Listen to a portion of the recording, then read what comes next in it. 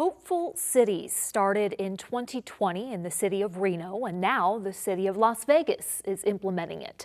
The initiative is based on the belief that hope can be taught, and its founder, Catherine Getsky, says research proves it's a lesson worth learning.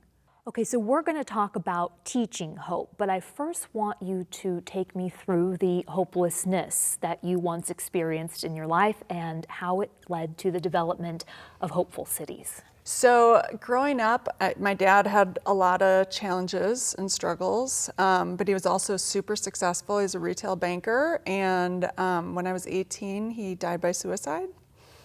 And it was very traumatic for me. I was super close to him. I was a freshman in college, and I struggled a lot. I struggled with addiction, eating disorders, self-harm, diagnosed with a number of things, and had my own suicide attempt in my early 20s, which was actually shocking to me because, you know, I knew how it felt when someone took their life. It was devastating for me when I lost my dad. And so I thought, how could someone do that to someone? And I realized suicide isn't something that you do to other people. It's a real sense of what I've come to understand as hopelessness. So both despair, feeling real despair, and feeling helplessness to do anything about that pain.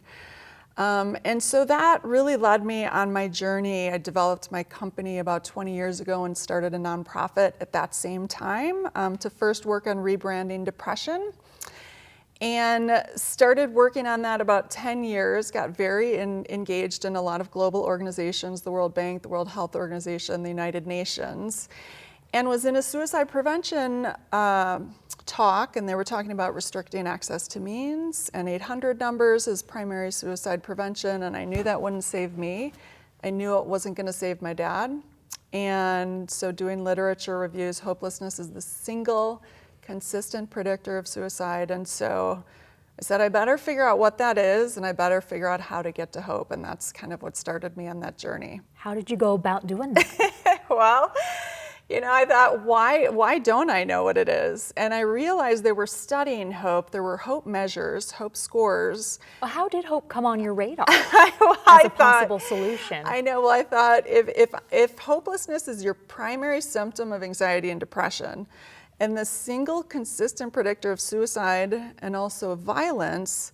Is that connected to research? Oh yeah, absolutely. It's been studied, it's been, very proven. So this is all secondary research that I did on my own because what I was finding wasn't working for me. And so, you know, again, they were measuring hope and they were studying the outcomes as it relates to having higher hope. So the more hope you have on this, it's an 8-question validated scale for adults. It's called the Adult Snyder Hope Scale. It's been around for a very long time. And part of Hopeful Cities. And part of Hopeful Cities, you can measure your hope on our website, hopefulcities.org. But the higher in hope you are, you know, the more likely you are to graduate university, the better grades you get, the better you do in sports, even more so than your abilities. They've done research on this. They've published studies. They're all available on our site. You know, but they knew the outcomes as it related to hope, but they weren't teaching you how to become more hopeful. So I'm like, well, we have to do that. And so I started with 10 lessons for young kids. Then we moved to 12, and now we have a lot more programming, but it was really based on the hypothesis that you could teach hope and you could increase hope. And as you increased hope, anxiety and depressive symptoms decreased. Wow. This was first implemented in Reno. Yes. Why Reno and when and how has it gone there? So we started a couple years ago during COVID.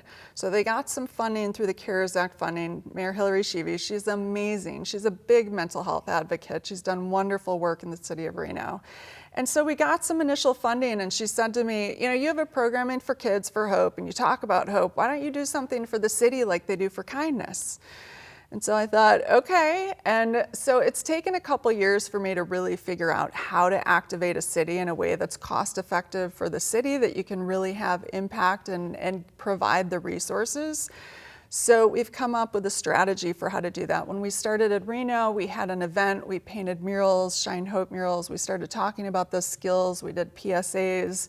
We did a hope challenge, and we had curriculums for a lot of the kids. So we sent out print print workbooks, print the deep dive program, the overview to a lot of the kids throughout the county. So yeah, it was really exciting. And now I'm excited because I have a model that I think we can use around the world really for how to activate hope. So is it city-based? Are there differences between the plans based on the city? It's based on the size of the city, so the population. So we basically set up a landing page.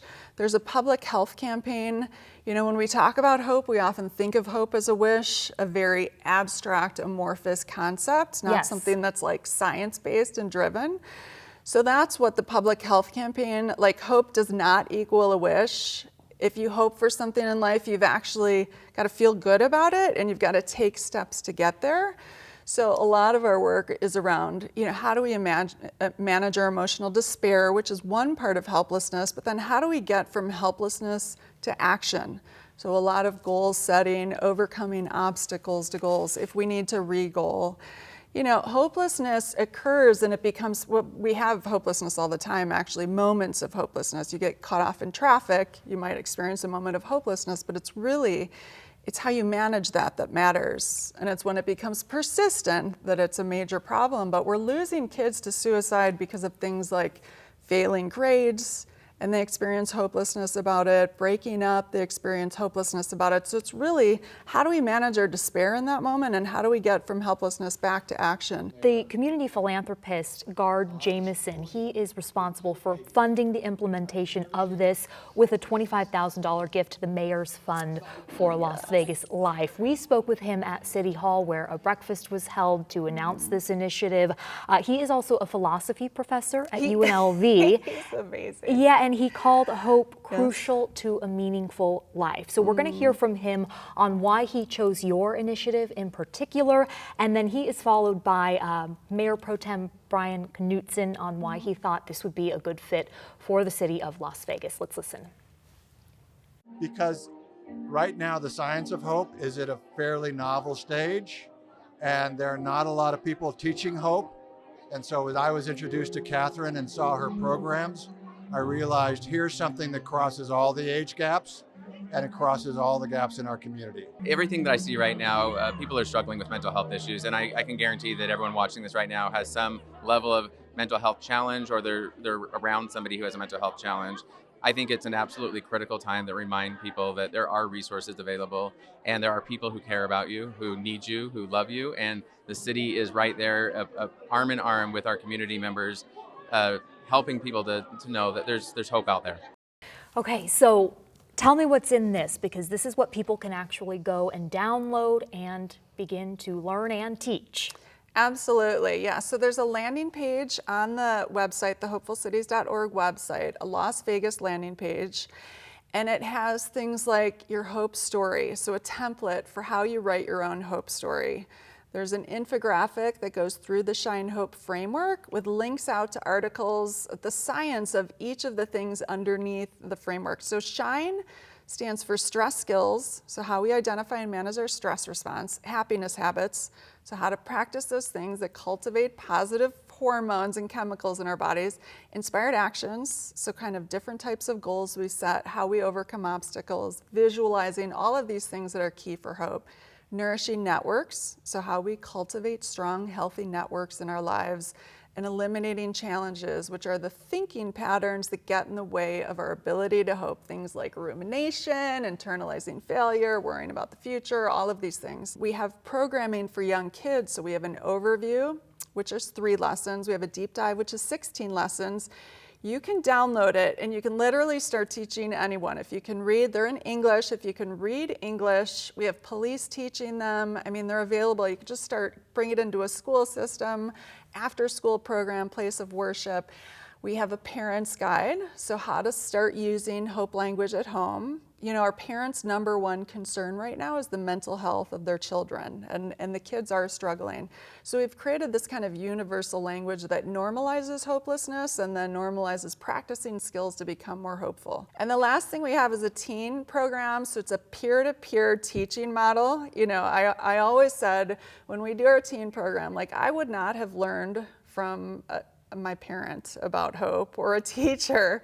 But I would have loved learning with other teens and working with other teens about it. The one concern I did have is if there are maybe parents out there who have children that are struggling with mental health issues, and they say, this, you know what, you just need this, you don't need professional help. Yeah, that's. You don't need We're medicine. not doctors. Yes, we are not doctors. Talk to a doctor. And there are a list of resources on the Hopeful Cities website that Las Vegas has provided of local resources, therapists, organizations. But yes, talk to your local doctor about it. Catherine Getsky, thank you for joining Nevada Week. Thank you so much for having me. It's been a pleasure.